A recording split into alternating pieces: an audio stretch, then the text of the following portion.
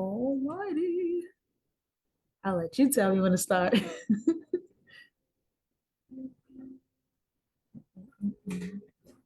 All right. Hello, everyone. My name is Yvena, and I am so grateful to be with you all today. Shout out to Miss Alicia Hurt with I See My Baby for allowing me to be on this platform with you all. I'm going to get straight into it. So, what we're going to be discussing and learning together is going to be about community, advocacy, and activism. So we're going to go over a few things. We're going to have an introduction about me, and then we're going to go into the details of everything else. So let's start with our introduction. So in this presentation, we're going to go through what advocacy and activism actually is, why it matters, and how you can get involved to make a real impact where you live. So a little bit about me, the basics. I'm somebody's daughter, somebody's sister, I'm a wife, but I'm alive, I'm living. And as you can see, I realized that everything isn't as it seems. I live in Bainbridge. I thought everything was fine. I thought it was a great place to live. I'm thinking, the officials have it all together. And then I learned that four guys had convinced the officials here to give them $300 million to build a monkey breeding facility. So while fighting that, I discovered that all the corruption and the deeply rooted problems that we have, it's real. The things that I've heard people discuss and bring up, yes, it's there. It's there. For me, the monkeys opened a huge can of worms. So let's go into what advocacy and activism is. Advocacy, it means standing up for a cause and speaking out against any unfairness or helping others who may not have a voice like you do. Standing up for yourself could also mean standing up for other people. Activism, now that's the action.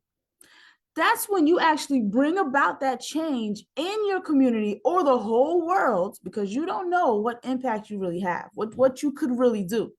This can include speaking out, organizing events, protesting, or working on projects that support that cause, whatever you believe in.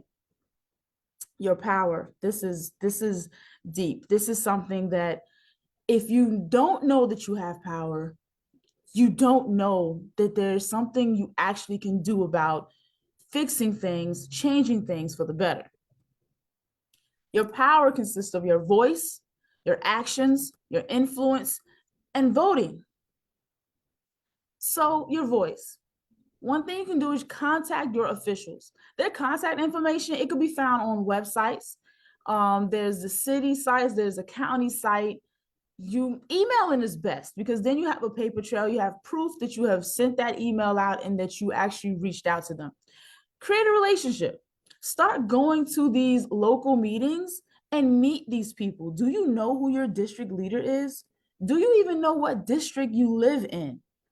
When you go to these meetings and you meet these people, you may not know it, but you create a relationship from them seeing your face. Now they know, oh, this citizen actually comes to the meetings. This citizen is actually going to hold me to my words. Contact your friends and family, connect with them, and discover that other people think just like you who are already in your circle. So you realize that you're not alone or not. You may discover some people are not interested or just completely unable to think the same way you do, which is okay. Just keep it moving.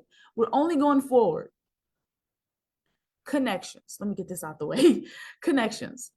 Meet new people who are able and willing to stand up and get into that good trouble. Trust me, one thing about being down here, and I'm also speaking for myself, you think that you are by yourself and there's no one else here who actually cares, who actually wants to get involved and do something. That is not true. The problem is we don't know each other. The right people haven't met yet. So when you speak up, when you use that voice, you actually open yourself up to the people in the community to know who you are. And now they see you, they see themselves in you. And now they realize, oh, snap, if we actually link up and get together, we can do something. Number 4, don't let up. You want change, right? Well, until you see it, keep on keeping on, keep pushing, keep going. And of course, go far and beyond. When one person doesn't listen to you, go above them, just like we do when we got to call customer service, right? Go beyond the manager, find the supervisor, get HR, get the CEO. Don't thank the mayor, thank president. Your actions. Attend the local meetings, like I said. So witness how your town is run firsthand. Witness how decisions are made for you and without you. When you don't go, you don't know what is going on. It's just hearsay.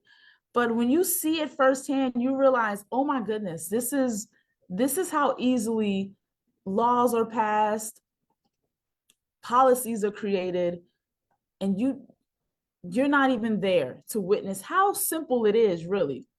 And learn that you can. I put can't speaks, my bad. Learn that you can speak up at meetings. Learn who you have voted for and witness how they work in that position. Protest. Protesting raises awareness. It brings attention to important issues that have been ignored for so long, especially down here. Demand that change. Put pressures on these leaders and organize to take action. Show unity. That's one thing that protesting does. Protesting is all about visibility. That is, for example, with this monkey facility, with this fight, right? You probably mostly see about 10 people. You see a small group of us, but in fact, the majority of the community is against it. But because there's not a lot of people getting out and protesting, it looks like everyone's complicit. Visibility is everything. And that's really what protesting is about. Some of my friends will contact me and say, hey, what you're doing, protesting is not going to do anything.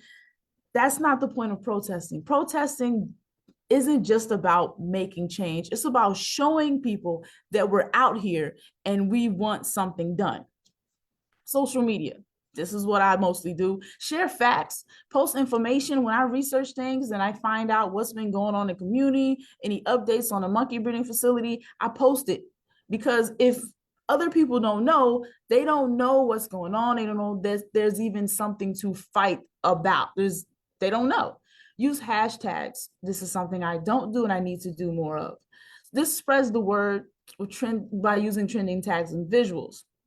Organize, create campaigns and events to mobilize actions. Have you seen the no monkey breeding billboards that we have out there? Yeah, they're expensive, but you don't have to go that big. Just talking online, just speaking up online, that does something. Engage, join discussions, and support fellow activists. There's no monkey breeding groups. Those are great examples of people getting together and mobilizing and sharing ideas. Run for office. Yes, yes, you. If you don't run for office, we have to vote for the same people over and over again. There's no new faces. So maybe it needs to be you.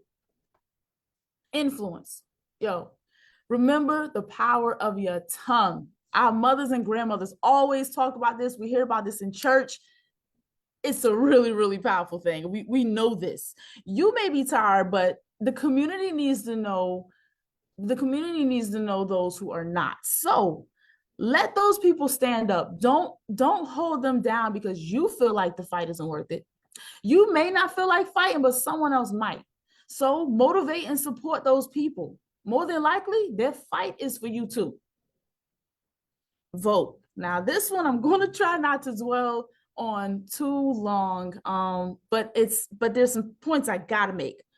So a lot of us say voting doesn't matter. Well, here's why it looks like it doesn't matter. Here's an example. Our current mayor was elected in 2014. His father, who was mayor before him, and you'll see on here, there's some time space between 2006 and 2014. I could not figure out who was between them. Maybe we didn't have a mayor. I don't know. But his father before him served on the city council from 1966 to 1978. That's 12 years. And then he went on to become mayor from 1978 to 2006. That's 28 years. And in that whole span of serving as mayor, only 2 people ever opposed him. Now, how does that happen? That happens because the same people vote every time. Let's look at this here.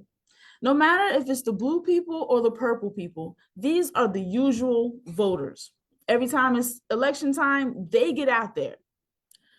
The purple people always vote for the same name, whether it's by habit, they know the person's last name, whatever the case. They just always vote the same person. The blue people, they want to see someone else, but look, it's not a lot of them.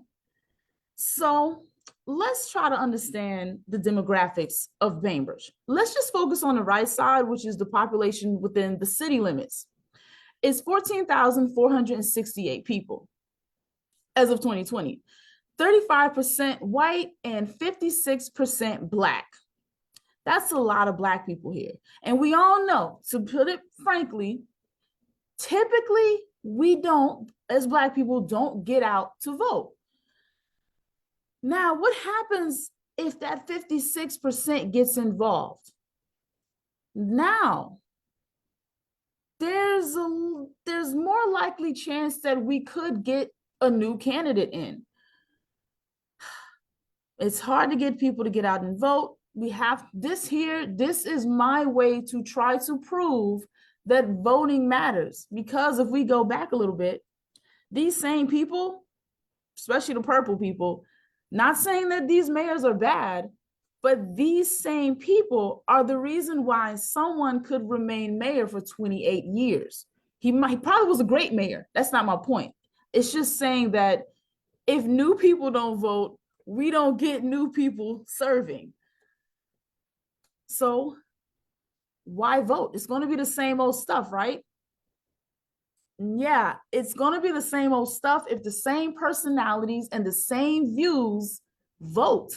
We get the same personalities and the same views serving, like I just said, but just to put emphasis on that. If you don't start voting, everything remains the same. And the same people who vote in every election get the same people back in office. See, the repeat voters, they benefit from you not joining them in exercising your right to vote. That right that, especially in the Black community, we fought hard, and women, we fought hard to even get that basic right. Standing up in South Georgia, what does that look like? There's a system.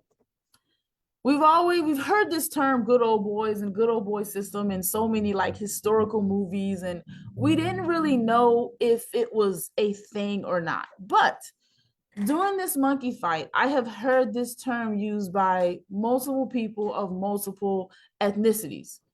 It's a real term and it's an actual system. By definition, it's an informal network of people in power who help each other stay in that power.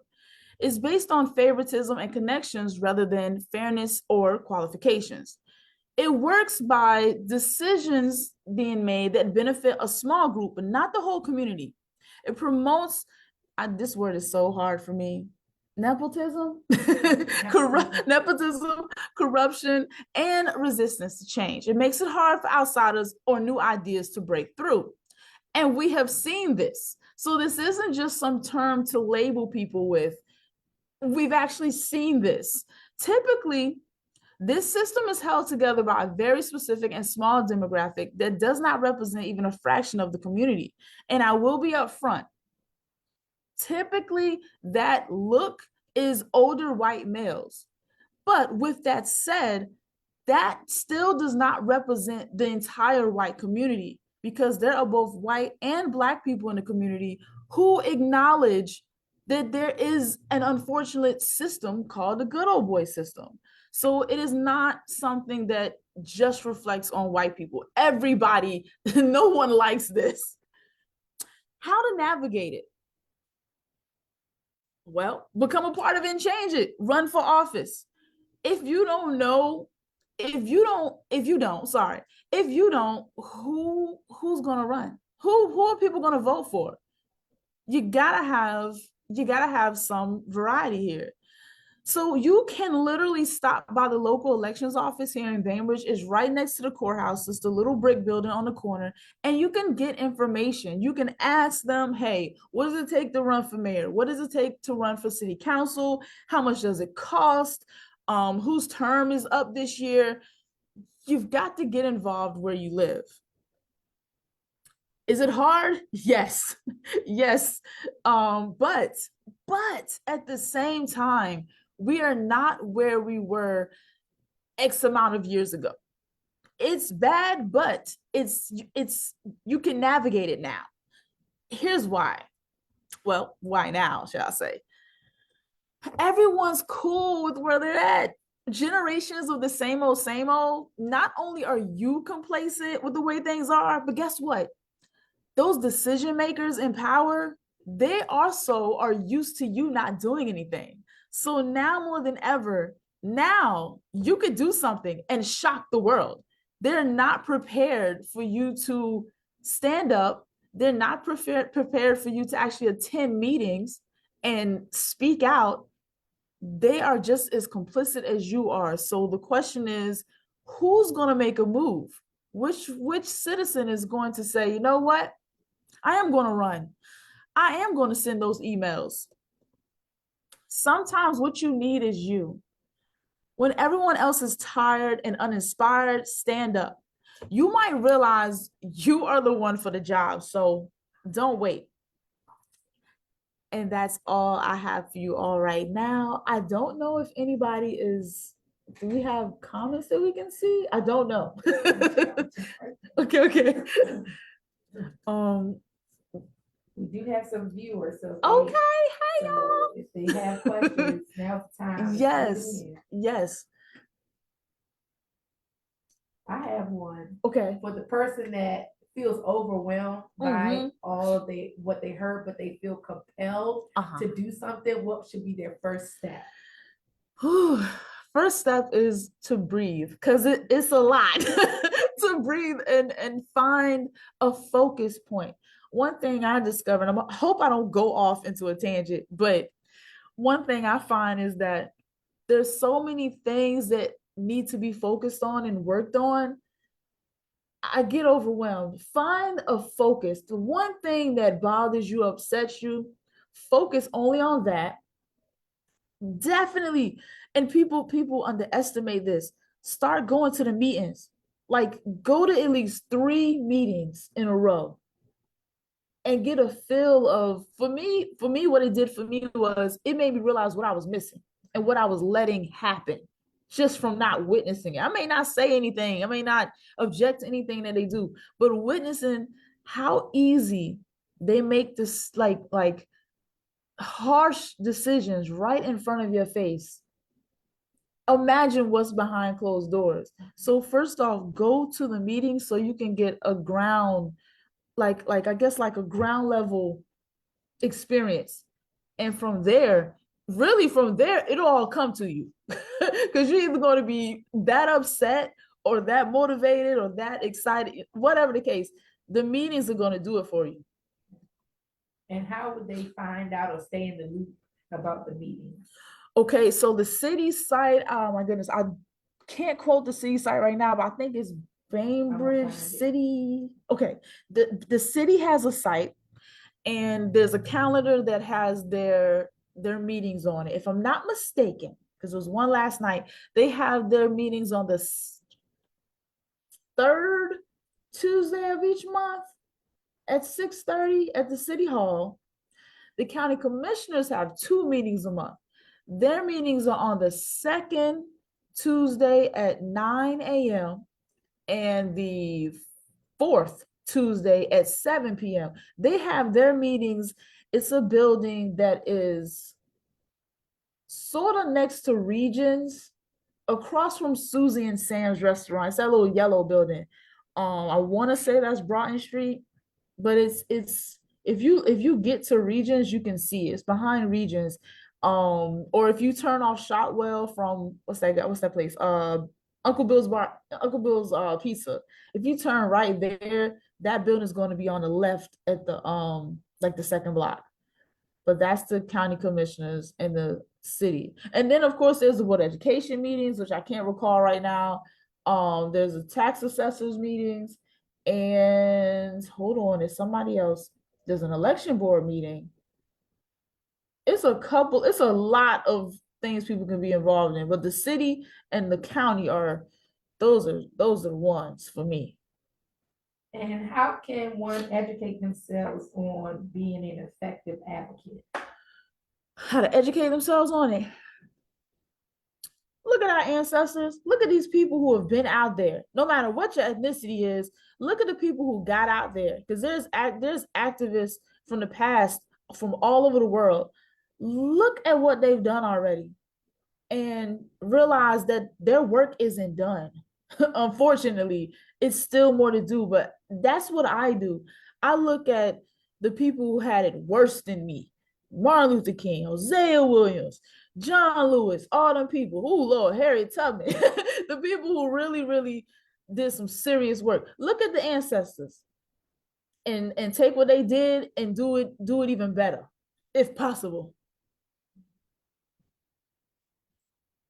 Let's see. I don't think I had nothing else after that. Yep, that was it. That was it. So what would you say to the person that is they're afraid of rejection or fear of failure? What would you say to that individual? Like, I want to do it, but okay. I'm trying to see. Okay, for me, like with the monkey fight, for me it's personal because I know that I just brought my house.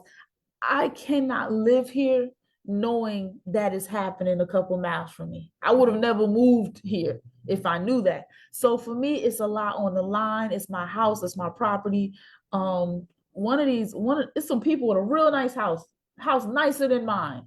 They had an appraiser come in and they asked, how could this affect my house value?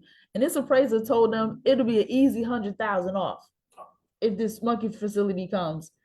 And that was based off if it was a chicken house instead of monkeys. Monkeys probably be worse. So there's all kinds of things that really have me, it's personal for me. That makes it hard for me not to stand up.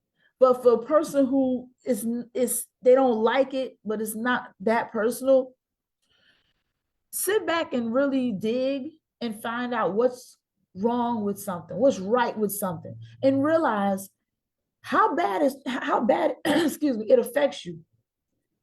And maybe you'll get your motivation from that and realize, hey, if it affects you that way, what about all these other people that don't even know about it?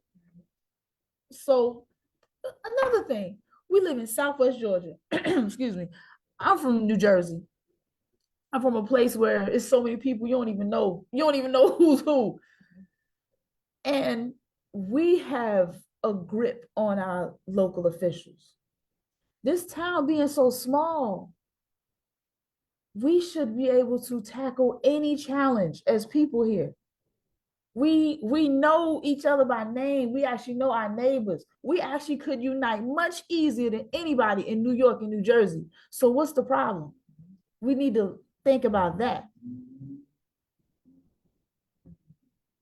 And how to do that, because I like to have answers. I don't like conversations where there's no figuring it out. How to do that? Do the opposite of what you're doing now. If we just talking all the time, if we just complaining all the time, do the opposite and start walking instead.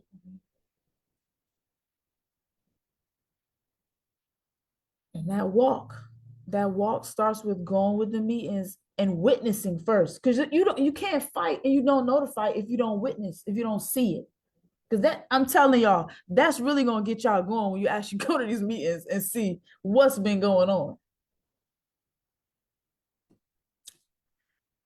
So if folks want to join you, they're like, okay, we hear you, but we want to help you. We want to help push you forward. How can they do that?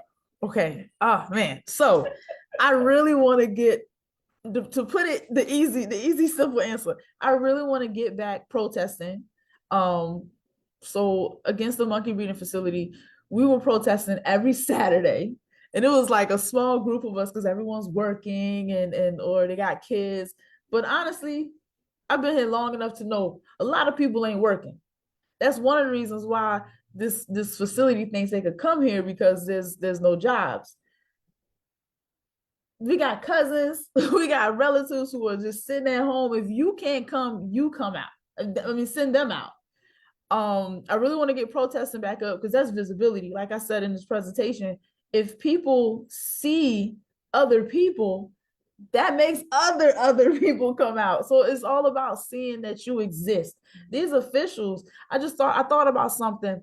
So I don't know if it's true, but well, Jake Paul was spotted in Bainbridge, and I don't know if it's true if he brought this huge plantation, like 5,000 acres of a hunting like lodge. Imagine if Jake Paul, this celebrity, right? If he comes to Bainbridge and he sees a few monkey signs here and there, it's probably like maybe he sees like 5 of them. What if he wants to invest in Bainbridge? What if he doesn't know the details or how many people really don't like this thing? What if he puts his money towards the monkey breeding facility? Because we, the people, are not showing these outsiders that we need help. Right. Not the monkey company, not the officials. The people need help. So are we being visible enough in our blight, in our problem? That takes individuals, plural, not just me. So join me in protesting. We're going to start back every Saturday. There's a Facebook group called No Monkey Breeding Bainbridge GA. Join that group. All kinds of info is in there. I mean, it's a whole lot. We have the public records that we pulled that reveals a lot about our officials. That group is where I live stream most of the meetings into. It's a lot in that group. You really got to prepare yourself because it will set you back mentally when you discover what all is really going on. I talked to somebody yesterday. It's been a year I've been fighting this, and my friend thought that Bainbridge was wanting to give these guys $30,000. I said no, it's $300 million. Bainbridge has somehow found to give these guys, and they're fighting so hard because the people stopped it. And now that it's all tied up in court, these guys are fighting hard because they want their money. They don't have the money. They don't have a building. They don't have monkeys. It's 4 guys. And Bainbridge, they just came up with a PowerPoint presentation that looks, what y'all just saw looks way better than what they showed. You can see that in the Facebook group too, what they actually brought. It looks like something from a little kindergarten computer club put together. And Bainbridge said, yes, we'll give you $300 million to build your building, put your internet in there, your water, everything you could imagine to build a facility. Bainbridge is funding it to breed monkeys. Essentially, it's a monkey housing project. So the more you know, I mean, ignorance is bliss. And maybe that's why some people are complicit. They want to keep their peace. But in that peace, things are going on around you that are affecting you directly. I know I was reading that other places that have these farms, it impacts their water, it impacts the disease, like all these types of things come trickle down. Yep. These particular guys, Safe Human Medicine, especially Jim Harkness, his company was Envigo. That's who got in trouble in 2022, I think it was, for breeding dogs. They got in trouble. It was 4,000 dogs had to get confiscated from them. And they finally got charged federally for animal cruelty and also, contaminating the water in that Virginia town. So it's already happened. There's no conspiracy about it. There's no what if. They've already done this with dogs. And that was 4,000 dogs, not 30,000 monkeys. So, and we asked them because they came to town. One of the citizens asked them, what if, because Jim Harkness blames COVID on what happened with the dogs. We said, what happens if COVID happens again with 30,000 monkeys? And he was like, oh, it won't. Who are you? Who are you to tell us that and decide that? So not only is this a really bad idea, the players in this bad idea, they're not even good players. Like, it's just all bad. So people y'all have to research, get into that Facebook group and learn, because it's not just gonna affect. I've heard this and it irritated me. I have heard a person say that this is a white problem because it's got so many white people riled up. No, God, no. No, it's a us, it's a everybody. We all drink this water. These monkeys, when put in this type of situation, because they're good when they're in the jungle in Malaysia and Vietnam, they're good. But when you put them in this situation, the diseases that we learned about, soil, water, and air all can be affected. We could have water that we can't even bathe in. They already told us. Matter of fact, Keith Lau of the Industrial Development Authority told us that the 400,000 gallons of wastewater per day is going into our regular municipal system without pre-treatment. Because, quote, Jim Harkness chimed in and said, quote, the monkeys are just like us. Yeah. Yeah, it's crazy. Like, I laugh because I feel like I'm in a dream, but it's not. It's not. And there's also an additional pipe that runs through the boat base in the Flint River that has evidently busted maybe twice before. Some little runoff something. So like, yeah, we in something right now. Like when I walk out this building right now, Bainbridge, if I don't think about it, it looks so beautiful, everything's so peaceful, but I know what's going on. I know that we got 4 court cases going on trying to stop these guys from coming here. I know that so much is at stake. It's a lot going on. And people tell me, oh, they coming. Those are the people who don't know what's going on. They don't know that these guys already got federal charges of animal cruelty. They probably can't even be around monkeys. Okay. These people are not thinking about the fact that, okay, if you think they coming, what you gonna do about it? Because guess what? Where's the 300 million coming from? What taxpayers? Where's that coming from?